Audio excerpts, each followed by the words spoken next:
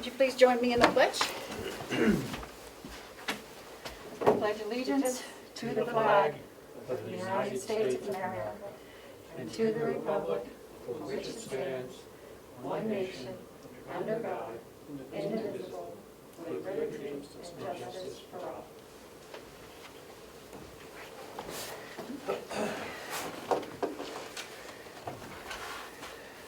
Well, I don't see her yet. Come on, Kim. She's going to join us. But... Yep. I did not, I didn't bring that line item transfer with me. You have it, Colin? Purpose? I want to call you Colin all the time.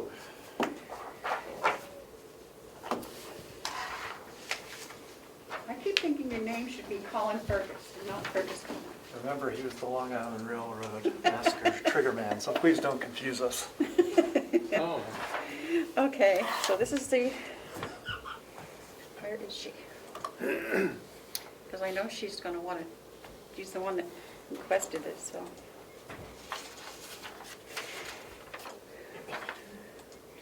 Okay, we have a line item transfer that was delayed until today for further information. Request number 2020-37 from the jail. Fergus, do you have anything, any updates for us? I do not beyond what I said yesterday. Okay. Madam Chair, Yes. I know that Can't, I know, where is she? Commissioner Tessari did complete the investigation, and I think she was going to report back. Melissa, you were going to, Well, I offered to gather more information, but then I learned that Commissioner Tessari had gone down to finance herself, so I expected she would talk about it. So let me see if I can get her on her phone, maybe? yeah. Speakerphone? I don't know what the issue is here. Let's see.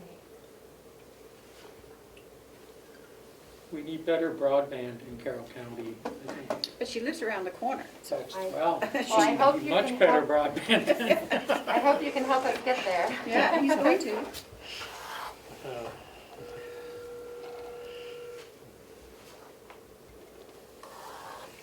I went to payroll. Oh, Well, her phone is going to voicemail.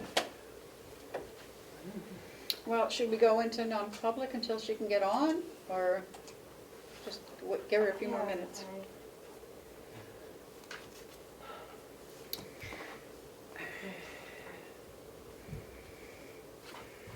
Do you mind maybe just recess for a few minutes until she gets here? Because I think. Can I ask everybody to speak up? Can't hear Yes. everybody. Sorry.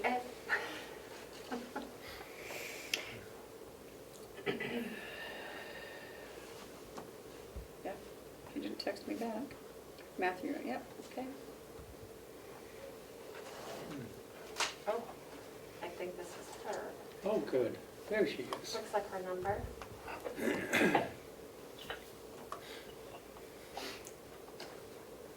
Yeah, that's her phone number.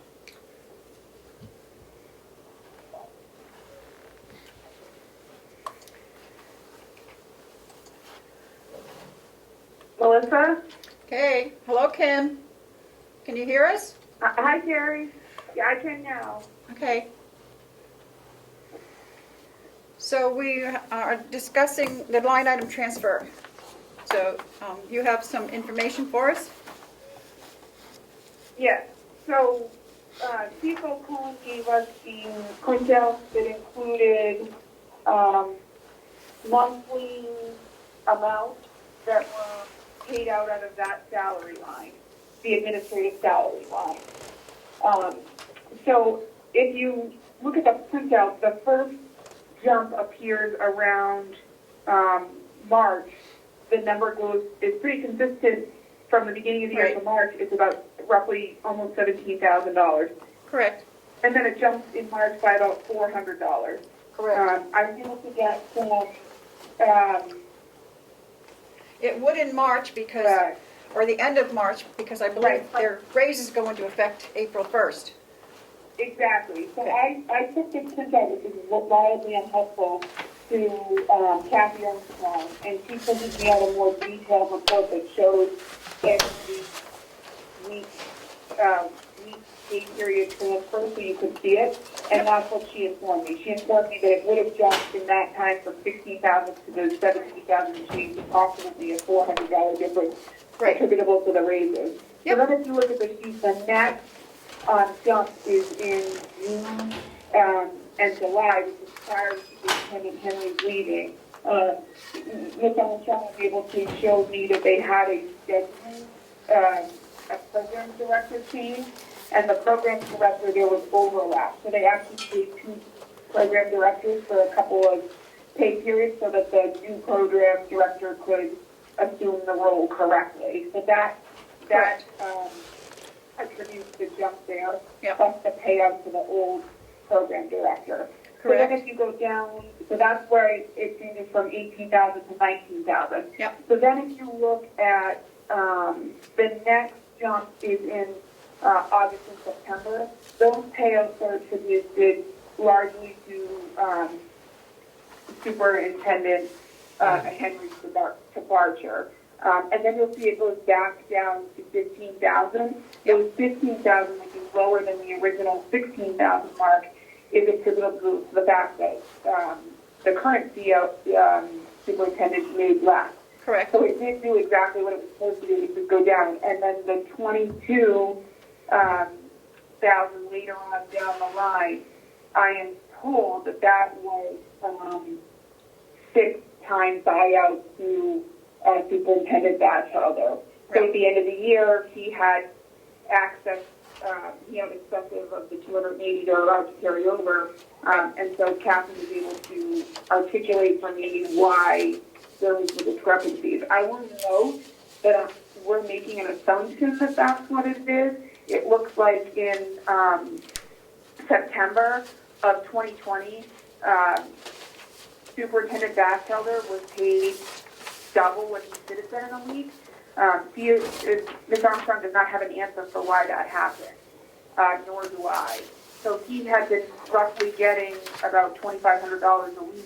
This paycheck was for $5,000, and it's not at the end of the year, so it shouldn't have been a buyout. I don't know, Madam Chairwoman, if you have any information on why he would have received double in September. I don't think you're not talking about Batchelor, are you? You're talking about the former superintendent? No, Because- I'm talking about Batchelder. Superintendent Batchelder makes about $2,500 a week roughly as his base pay in these paychecks, and it's pretty steady. And then in September it doubles.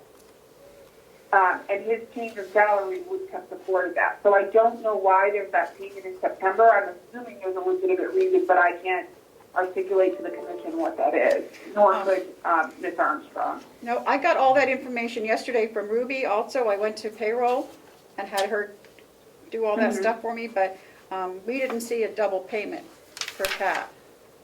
Yeah, so on the 9/11 of 2020, from that line, Superintendent Batchelder was paid $5,816.92. Previously, he'd been getting about $2,500 weekly. That's what the rest of the checks show. So I'm not sure why there's that payment in September. I mean, I don't know. But again, I'm going to assume there's not a nefarious reason for that. But I do know that that is the only discrepancy I have found from my research. Madam Chair? Yes. Based on that, I would say that we can look into that issue separately, but I believe it makes sense to approve this based on this information. So I'd like to make a motion to approve line item transfer request 2020-37 at this point. Although it needs a second. Yep. Were you able to hear me, Kim? I would second. Okay. I was. Okay. All those in favor? Aye. We need a roll call. Oh. Commissioner Tassari? Aye. Commissioner McCarthy? Yes. Commissioner Platch? Aye. Thank you, Kim, for your work yesterday. And if we can follow up on that other issue. I'm going to clarify, Okay. if I was duplicating your efforts. That wasn't my intention. No, that's fine, it's good. At least we both know we match, both, payroll and Kathy, they match, so that's a good thing. Now, Madam Chair, Yeah. I know that Chairman Avalani had requested the same information. I don't know if we're able to get that to him by today, or do you have the printout from Kathy, or is that going to require a verbal explanation if it comes up at the delegation meeting? I think we can ask Fergus if he would go down and ask Kathy to do that printout for us. That would be helpful. And then we can Okay. provide that to the delegation, or Yeah, let them know that we did look into it and verify that it was appropriate, so. or if we get finished soon enough, one of us could go down and ask, Okay. but whatever. So, just so we have that information, because they are gonna ask for it. Thank you. Thank you, Kim. If I might, if someone could scan it to me, or to my email too, so I can send it to the members that aren't attending in person. Yep. That would help. Okay. Thank you. Okay, do we have anything else? Any other business? Okay. Not for a public meeting, no. Okay, then I need a motion to go into non-public. So moved? Seconded. Madam Chair, it would be under B. Okay, we're going into non-public for RSA 91A. B, where is B? No, I'm sorry, A. So, Melissa says, no, it's A. So, 91A through 91A. to right, colon 3, 2, A in parentheses A. Okay.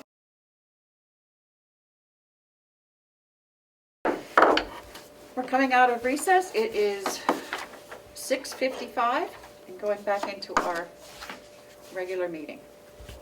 5:55. 5:55. Oh, well, seems like 6:55. It does. What? Madam Chair, are you going to seal the minutes from the non-public you had before? We are going to, hold on, seal 1, 2, 3, and 4, I believe. So you only had one session today. Oh, Under A. under A. Well, yeah, okay. Yeah, Kinda, sorta, okay. yeah, It was. There was one. Session A. yeah. I think it's just all one. It's all one. Yeah. Do you need a motion? Yes. A motion to seal those minutes. A move to seal the minutes from the non-public. Seconded. All those in favor, roll call vote. Commissioner Tesari, Aye. Commissioner McCarthy, Aye. Commissioner Platch, Aye. thank you. Okay, we need to discuss this draft policy memo from the county attorney's office on the student loan reimbursement policy. Have you both had a chance to review it? I have. Kim? I have not. Nope. I don't have access to my county email, Let's read it. so I did not receive it. Okay, You want I'm to going read to, it? I'm going to let Sure. Matthew read it. Oh, you're gonna make me read it? Yes. Okay, it's a draft policy memo prepared by our county attorney on student loan reimbursement. The Carroll County Delegation and Commission have approved, well, we haven't approved it yet. Student loan reimbursement fund in order to promote the retention of qualified attorneys in the Carroll County Attorney's Office. Carroll County recognizes that public service is a choice you make at the expense of higher paying options. It certainly is. The approved $1,500 per person student loan reimbursement fund is to be used only in compliance with this policy in order to qualify for the reimbursement. You must meet the following criteria. First, your position must require you to hold a graduate level degree from an accredited institution. Your position must require you to maintain a regulated license to practice. You must be eligible for other county-funded education reimbursements for your position-specific education costs. You must have been employed in your eligible position on a full-time basis on January 1st of the calendar year for which you are applying for reimbursement. You must have verifiable student loan expenses which are attributable to your graduate level degree, which is required for your position.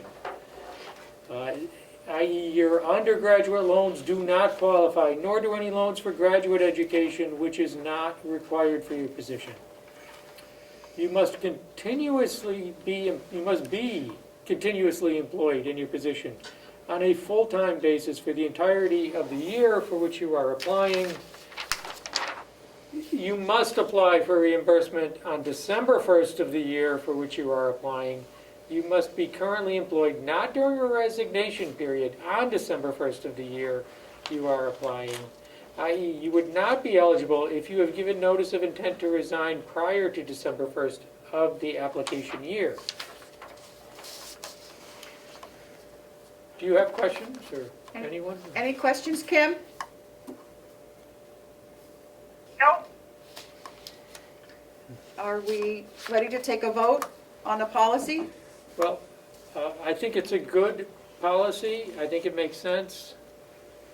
And it only applies to the county attorney's office, but I think it will be helpful for retaining our qualified people. So I'd like to make a motion to adopt this policy and approve it.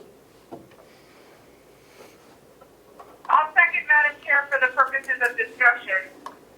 Okay, go ahead. The only issue I have is that it only applies to the county attorney's office.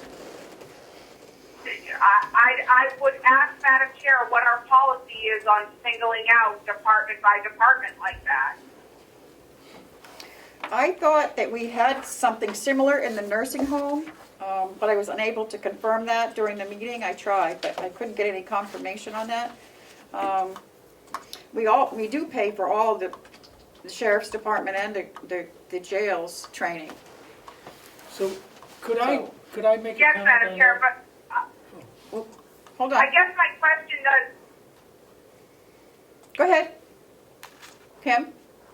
thank you, Madam Chair, does the policy say that it's only for the county attorney's office, or that's what it's funded for, but could be applied to any person who met the criteria of this policy? Which means they'd have to work a full year, that would have to be a necessity for their position. Not just that they hold one and it's helpful, but that it's a requirement of that position, which I think would only be a couple of people over at the nursing home. I just want to make sure if it's a county policy, my vote would be that it be countywide, and then the delegation has to deal with the funding of it. So I'll respond to that. It does, this policy, as written, applies only to the county attorney's office. And my feeling is that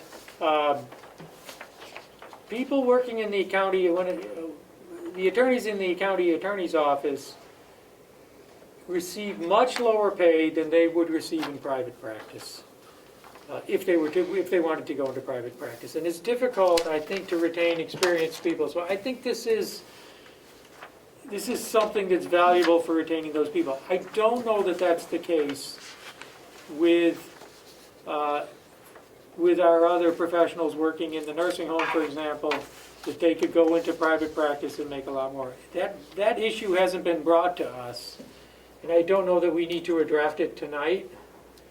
It's possibly something that we could consider later. That would be my feeling, but I think it's important to our county attorney that we have this policy, and I think it's a good idea to accommodate it. Also, I think it's being budgeted by the delegation based on our adoption of this. Correct. So,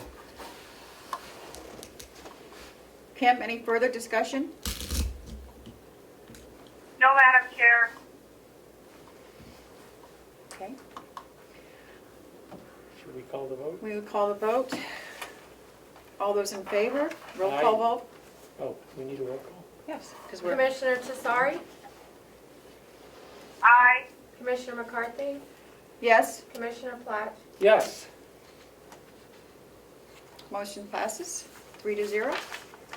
Can I make a motion to adjourn? Madam Chair, may I be heard for a moment? You may. I believe I heard you say you were feeling 4 not non-public. No. I only remember there being two. Oh, no. I know, I was mistaken. Wait, I thought there was We, one. we only have had one. one. Leslie. Okay, so all we did was what we did prior to the delegation meeting and then right now. Yes. I didn't miss anything. No, you No, did no, not. no, Okay. there was one. Yeah. Okay. I'm sorry, my apologies. I heard four for some reason. You did, because I said 4, but I was mistaken. I think I was thinking Okay, about I just wanted to yesterday. make sure I was on the same page. You are. One last scheduling question, Madam Chair. Do we have a time for us on Monday? I heard delegation, but I didn't hear about us. What time is the delegation? 2 o'clock. 2 o'clock? Mhm. Why are we meeting beforehand? We have anything on the agenda? You are addressing something that was discussed earlier in Oh, yeah. public. How about, they're meeting at 2? Yes. How about 1 o'clock again? Is that okay with you? Yes. Kim? Yeah, I just was wondering yes, anytime is fine with me. Okay, 1 o'clock? It's good 1 with me. o'clock? Yes, Okay. 1 o'clock. 1 o'clock on Monday. Is there Okay. any further business? Do we have any? Oh. No, I was just trying to find out if you all plan to attend in person on Monday, or she may be able to. Is that what I heard earlier? Yes, Okay. yes. I can attend. I will Yes. set up a Zoom just in case. I'll be here Okay. because we have the commission, the delegation meeting afterwards. Okay, thank you. That's all. Okay. Do we have any media questions? I see none. Any public input? I see none, so I'll await a motion to adjourn. Motion to adjourn? Kim? Is she already gone? Seconded, sorry. Okay. Roll call Commissioner- vote. Yep. Commissioner Tesari, Aye. Commissioner McCarthy, Yes. Commissioner Platt. Aye. Thank you. 6:04 PM. 6:04 PM. That was quick.